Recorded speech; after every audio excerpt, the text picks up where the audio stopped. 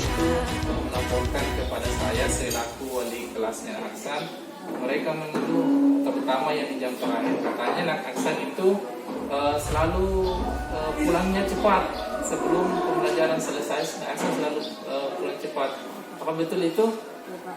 Saya salah, Pak. Oke, begini Nak Aksan, kesalahan Nak Aksan itu sesuatu yang wajar ya. Bapak juga pernah melakukan yang namanya kesalahan. Semua orang pasti tidak luput dari namanya kesalahan. Ya, seperti itu. Kira-kira Nak Aksan kenapa pulang cepat? Membantu orang tua ya. Oke, Nak Aksan itu membantu orang tua itu membuat kemudian, tapi itu juga harus mengutamakan pembelajaran kita di sekolah ya. Nah, Aksan tahu keyakinan kelas kita? Ya, salah satunya harus pulang cepat. Kemudian Aksan kira-kira apa tindak lanjutnya supaya hal ini tidak terjadi lagi? Bulan tepat waktu sesuai dengan aturan sekolah, keyakinan kelas kita, tetap membantu orang tua. Jadi belajarnya tetap berjalan, membantu orang tua juga tetap jalan. Jadi seperti itu ya, mengatur waktunya. Oke, silakan kembali ke kelasnya Aksan ya. Silakan bergabung ke teman-temannya.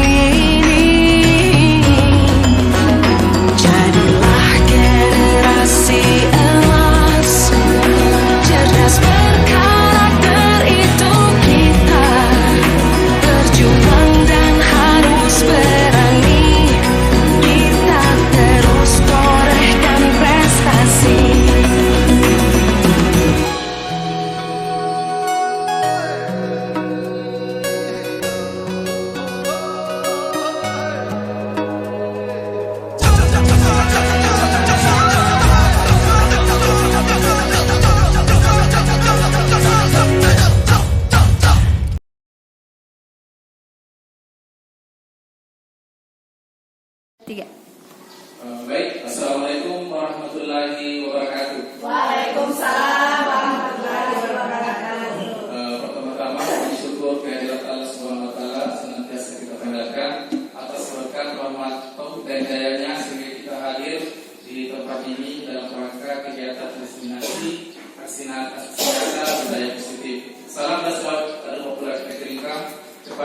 kita Nabi besar Nabi Muhammad Sallallahu Alaihi Wasallam. Baik, sebelumnya saya ucapkan terima kasih banyak kepada Bapak Ibu yang telah menyempatkan hadir di ruangan ini dalam rangka untuk pemaparan atau diseminasi sebagai bentuk aksi nyata dari program yang sedang saya ikuti, yaitu kegiatan CGP Calon Guru Penggerak Angkatan 11 di tahun 2024 ini. Baik, untuk dari memanfaatkan waktu, langsung saja saya memaparkan terkait dengan aksi nyata budaya positif.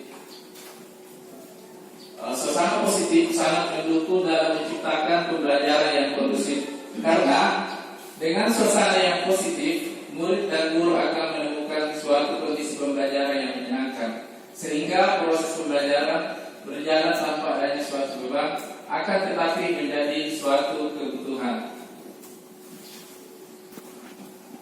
Budaya positif adalah suatu kebiasaan yang bernilai positif, di dalamnya mengandung sejumlah kegiatan yang mampu menumbuhkan karakter murid.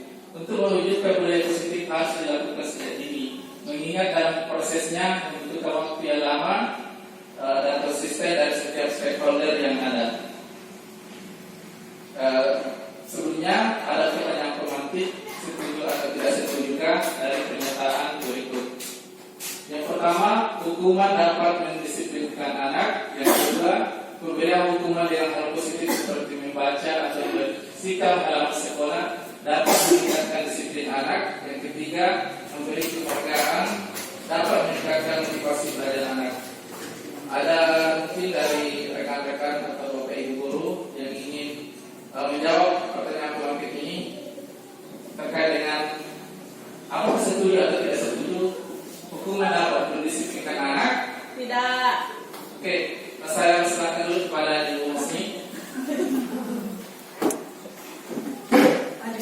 Terima kasih atas kesempatan yang diberikan.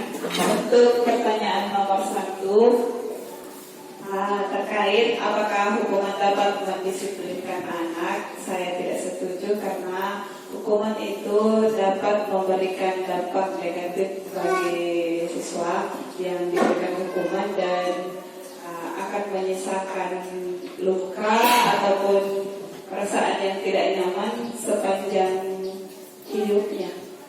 Terima kasih, Pak. Ya, baik, terima kasih atas jawaban yang diberikan terkait dengan pertanyaan pemantik dengan tema hukuman dapat mendisiplinkan anak. Ya, jadi menarik sekali apa yang dikatakan oleh Ibu Hasni bahwa hukuman yang kita berikan kepada anak bisa menjadi beban psikis atau jiwanya bahkan sampai diingat untuk selamanya, semasa hidupnya. Disiplin positif. Ada pun teori kontrol dari Dr. William Glasser itu membagi 4 disiplin positif, ya, masing-masing dari bagian ini ada lagi turunannya, ya. Yang pertama, Anda tidak bisa mengontrol orang lain, hanya Anda yang bisa mengontrol diri Anda. Kemudian yang kedua, semua perilaku memiliki tujuan. Yang ketiga, model berpikir menang-menang, ya. Yang selanjutnya ada realitas, ya, atau kebutuhan. Ya, kebutuhan itu kembali ada 5, ya, kebutuhan dasar manusia, ya. Yang pertama itu kebutuhan bertahan hidup, kekuasaan, kasih sayang, kesenangan dan kebebasan. Oke, kebutuhan dasar manusia. Siswa yang melakukan pelanggaran pasti memiliki alasan. Alasan tersebut biasa disebut dengan pemenuhan kebutuhan dasar manusia. Ada 5 tadi yang sudah saya jelaskan terkait dengan kebutuhan dasar manusia. Kemudian selanjutnya, apakah makna disiplin itu? Berasal dari bahasa Latin disiplina yang artinya belajar. Makna asal dari kata ini berkonotasi dengan disiplin dari murid-murid Sokrates dan Plato. Disiplin diri membuat orang menggali potensinya menuju sebuah tujuan apa yang dia hargai. Namun dalam budaya kita, makna kata disiplin telah berubah menjadi sesuatu atau seseorang pada orang lain untuk mendapatkan kepatuhan. Kecenderungan umum adalah menggunakan kata disiplin dengan ketidaknyamanan, bukan dengan apa yang kita hargai atau pencapaian suatu tujuan mulia.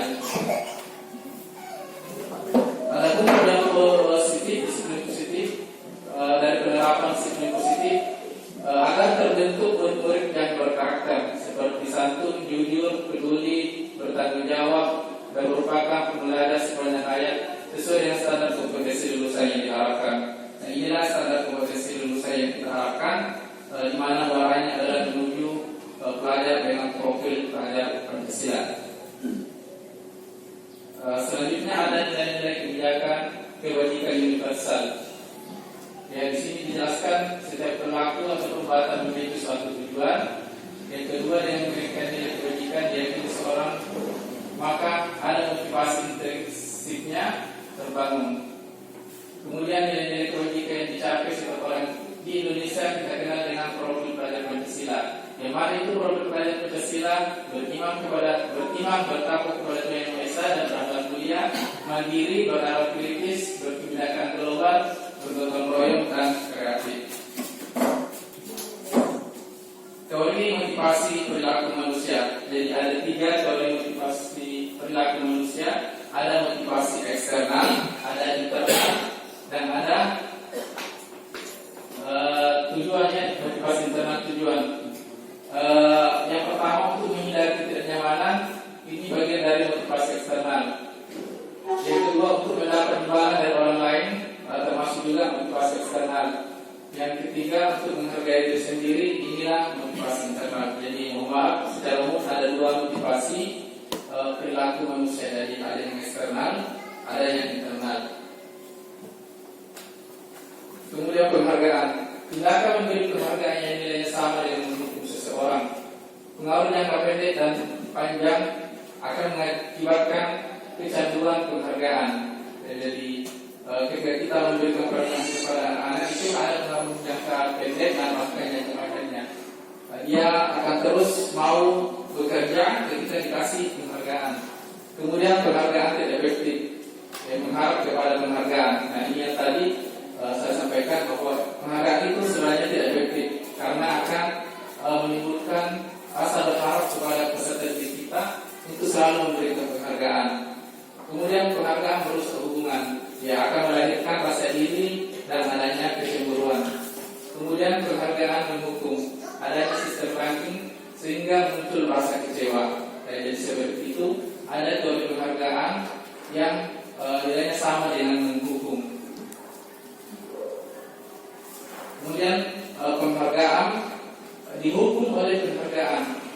Ya, itu yang tadi, penghargaan menurunkan kualitas, penghargaan mematikan kreativitas, penghargaan mengurangi motivasi intrinsik. Adapun program atau bentuk program kebajikan yaitu apresiasi. Dalam memberikan apresiasi atau pengakuan perlu diingat beri dukungan secara khusus pribadi semua murid secara konsisten dan berproses. Ya, jadi ada alternatif selain dari penghargaan yang kita berikan kepada peserta didik kita, yaitu memberikan apresiasi. Kemudian selanjutnya ada yang namanya keyakinan kelas dan keyakinan sekolah. Mungkin ibu sudah terapkan di kelas masing-masing karena keyakinan kelas menekankan pada nilai-nilai kebajikan sehingga murid dapat termotivasi dari dalam, akan lebih tergerak dan bersemangat untuk menjalankan keyakinan daripada hanya mematuhi rangkaian aturan yang mengikat. Ya. Jadi ini lebih efektif dibanding dengan aturan-aturan yang mengikat. Keyakinan ini dibuat dan disepakati oleh mereka sendiri bersama kita sebagai pendidik. Ya, ini bentuk kalimat-kalimat kesepakatan kelas. Ya, kami guru dan murid yang saling menyayangi. Kami murid yang sangat semangat belajar. Murid yang peduli dengan teman-teman, menjaga kebersihan sekolah, aktif dalam pembelajaran dan lain-lain yang dianggap positif dan disepakati.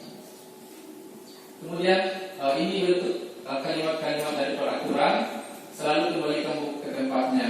Ya, ini beda dengan antara peraturan dan kesepakatan atau keyakinan kelas. Kemudian dilarang melakukan kekerasan, menggunakan narkoba, jangan berlari di kelas atau koridor. Itu bentuk dari kalimat-kalimat peraturan. Nah, ini perbedaan antara peraturan dan keyakinan kelas. Selalu kembalikan buku ke tempatnya adalah bagian dari peraturan. Tanggung jawab itu adalah keyakinan kelas. Sampai kepada yang terakhir, jangan berlari di kelas atau koridor. Karena itu di keyakinan lebih mengarah ke arah keselamatan dan keamanan.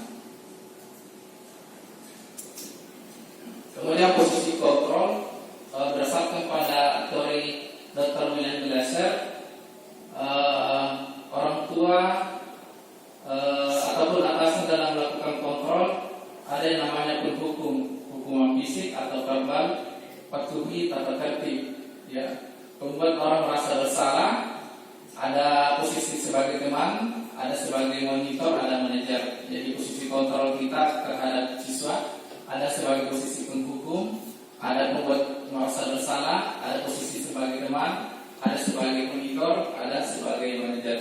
Pada umumnya ini sering kita laksanakan, kita lakukan menghadapi siswa kita, ya.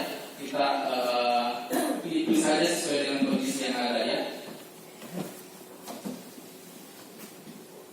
Kemudian pernyataan. Saya kecewa sekali dengan kamu. Ini bentuk dari posisi sebagai membuat orang merasa bersalah. Ketika menghadapi diri kita sampaikan, saya sangat kecewa terhadap kamu. Maka itu kita tidak langsung kita memposisikan diri kita sebagai posisi pembuat merasa bersalah. Kemudian penghukum, kamu tidak pernah benar melakukannya. Ya, ini bentuk dari hukuman. Kemudian ayolah lakukan jadi bapak. Ini adalah posisi teman. Kemudian ada memantau apakah kamu mendapatkan stiker berita hari ini. Kemudian ada posisi manajer, bagaimana kamu bisa menyelesaikan masalah. Di sini lebih menekankan kepada tahapan-tahapan atau aturan-aturan yang telah dibuat seperti tata tertib sekolah. Ya, jadi itu lebih mengarah kepada posisi sebagai manajer. Kemudian yang terakhir ada kamu yang selalu paling terakhir. Itu juga merupakan posisi kita, posisi kontrol sebagai hukum.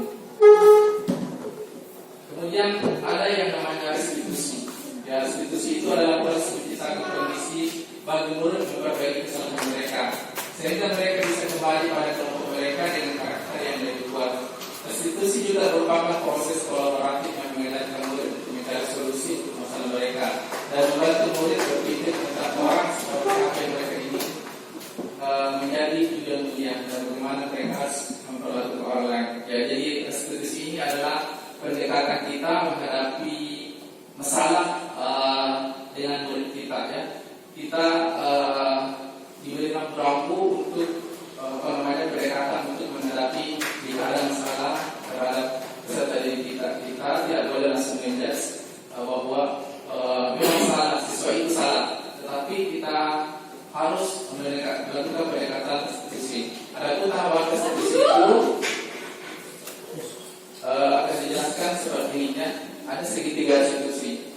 Yang pertama itu ketika peserta didik ada masalah, yang pertama harus kita lakukan adalah menstabilkan identitas. Ya, jadi seperti misalnya kemarin ada peserta didik kita yang bolos, kita langsung menstabilkan identitas. Ya, kita panggil secara baik, kita tanyakan apa tujuan kita memanggilnya, kemudian secara tidak langsung mereka akan datang dan mengakui kesalahan, kita stabilkan identitasnya. Kemudian ada validasi tindakan yang salah. Ya, kita ketika melakukan validasi tindakan yang salah, kita harus mengerti apa alasan peserta didik kita, ya, melakukan misalnya bolos, ya, misalnya bolos karena ingin pulang ke orang tua. Kita harus melakukan.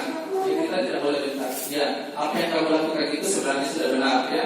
Tapi begini harus ada caranya. Bisa diminta izin, bisa menghadap ke guru BK, wali kelas, kepala sekolah, baru lagi bantu orang tua, ya. Jadi seperti itu. Kemudian yang terakhir menanyakan keyakinan kelas. Menanyakan keyakinan kelas adalah bagaimana kita berupaya kembali terhadap keyakinan kelas yang sudah disepakati dari awal, ya, bahwa kita harus pulang tepat waktu, sehingga peserta kita sendiri yang akan menemukan solusi bagaimana sehingga tidak ada lagi peristiwa bolos, ya. Kalau kita ambil contoh kasus bolos yang dilakukan oleh peserta didik sendiri, jadi dikasih dikembalikan kepada peserta didik untuk mengembalikan keyakinan kelas dengan cara memecahkan sendiri permasalahannya, ya, karena peserta didik ini bolos ingin pulang cepat buat orang tua, maka akhirnya nanti peserta didik tetap mengikuti pembelajaran, tapi membantu orang tua juga tetap terlaksana. Jadi seperti itu untuk pemecahan masalah. Untuk yang langkah terakhir menanyakan keyakinan. Nah, ini tadi contoh-contohnya.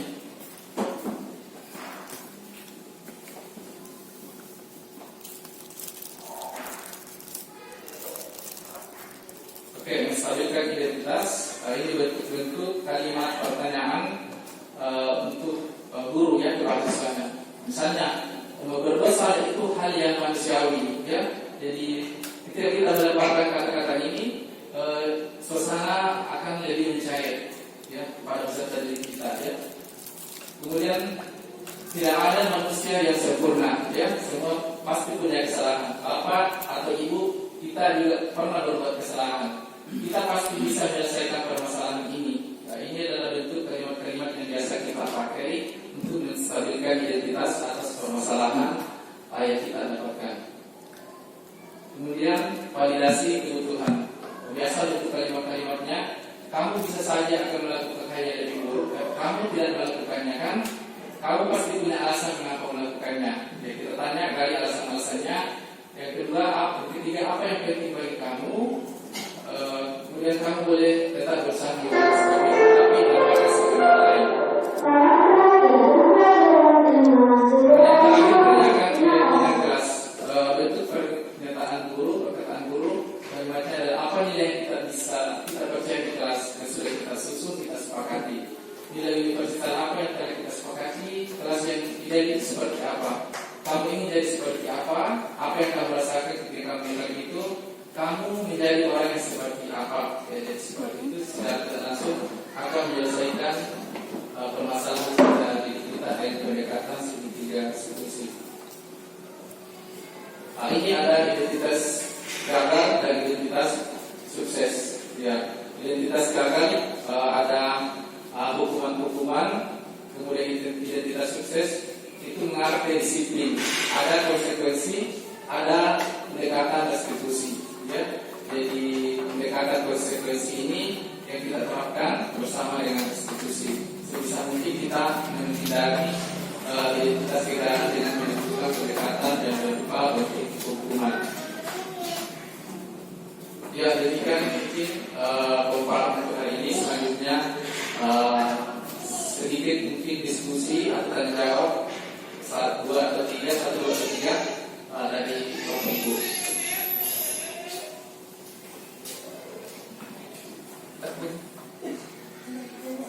Mas nih.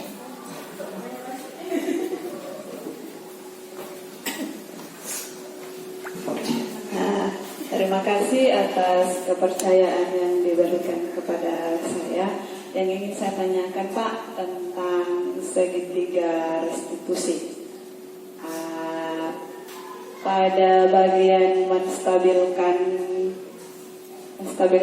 apa tadi? Menstabilkan identitas, kita bisa menyampaikan bahwa kesalahan yang murid lakukan itu wajar dan guru sendiri pun pernah melakukannya. Nah, apakah ucapan seperti itu akan bisa membuat siswa lebih terbuka kepada guru?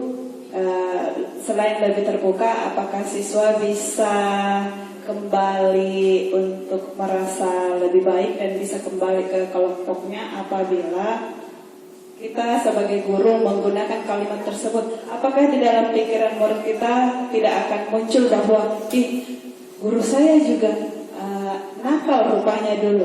Seperti itu Pak. Terima kasih. Baik, terima kasih banyak Bu atas waktunya yang diberikan kepada saya terkait dengan menstabilkan identitas dengan kalimat Bapak juga pernah melakukan kesalahan dan di saat itu apakah kekhawatirannya adalah jangan sampai murid mengatakan bahwa Bapak juga pernah melakukan kesalahan, berarti kita sama-sama melakukan kesalahan, dan itu hal yang wajar. Ya, jadi maksudnya tidak seperti itu ya Ibu. Jadi ini maksud dari sini menstabilkan identitas dengan pernyataan Bapak juga pernah melakukan kesalahan agar peserta didik kita tidak semakin frustasi dengan keadaan atau masalah yang dihadapi. Dari kalimat-kalimat ini akan menjadi kalimat pemantik untuk peserta didik kita bisa terbuka lagi, ya. Kemudian di akhir ini yang penting, penguatan yang kita berikan kepada peserta didik kita agar nantinya bisa menjadi pribadi yang baru, karakter yang baru, sehingga kembali ke lingkungannya dengan suasana yang lebih kuat, dengan karakter yang kita harapkan. Jadi inti dari pendekatan ini adalah penguatan di akhir. Jangan sampai pemahaman itu salah kaprah diartikan oleh peserta didik kita terkait dengan kesalahan yang dilakukan Bapak itu wajar, karena Bapak juga pernah melakukan kesalahan. Tetapi dalam hal ini kita batasi konteksnya, kita beri penguatan di dalamnya bahwa maksudnya adalah supaya kita bisa mengambil pelajaran dari kesalahan kita dan kembali ke lingkungan kita dengan suasana yang baru, dengan lingkungan yang baru, dengan karakter yang lebih kuat. Jadi seperti itu pemahaman saya. Mungkin masih ada dari Bapak Ibu? Oke, silakan.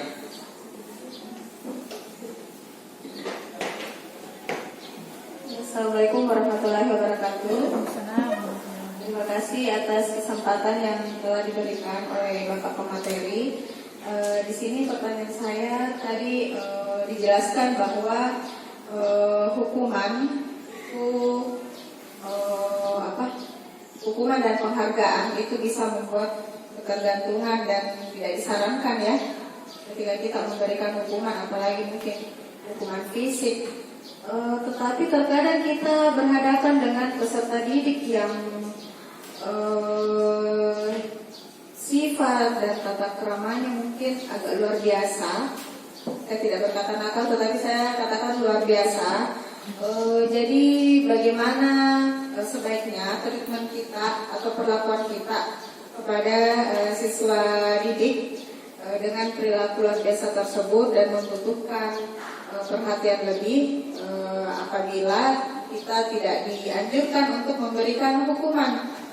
Misalnya ketika dia melakukan sebuah tindakan yang kurang baik, tetapi dalam jadi bagaimana sebaiknya kita menyikapi dan menghadapi hal tersebut. Terima kasih.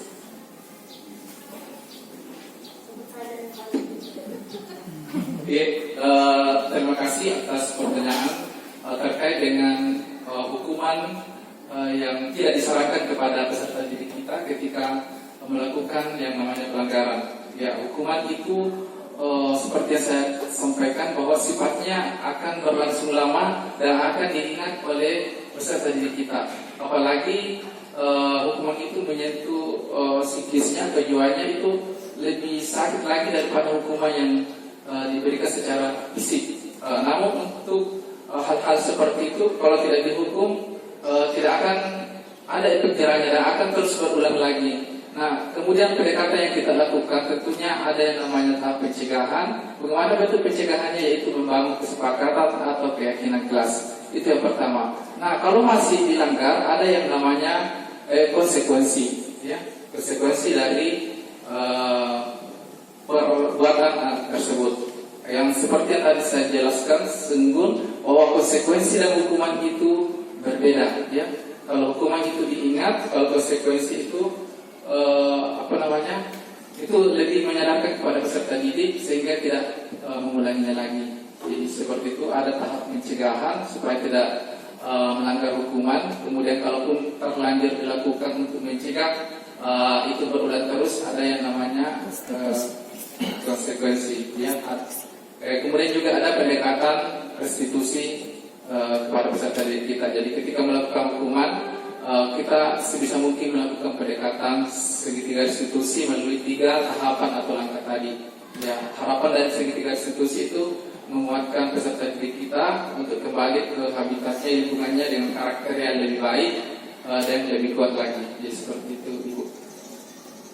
Oke, kalau selanjutnya mungkin sesi terakhir, refleksi dari kegiatan kita pada hari ini. Mungkin ada Bapak Ibu selaku peserta pada hari ini ingin menyampaikan refleksi dari kegiatan atau diseminasi kita pada hari ini.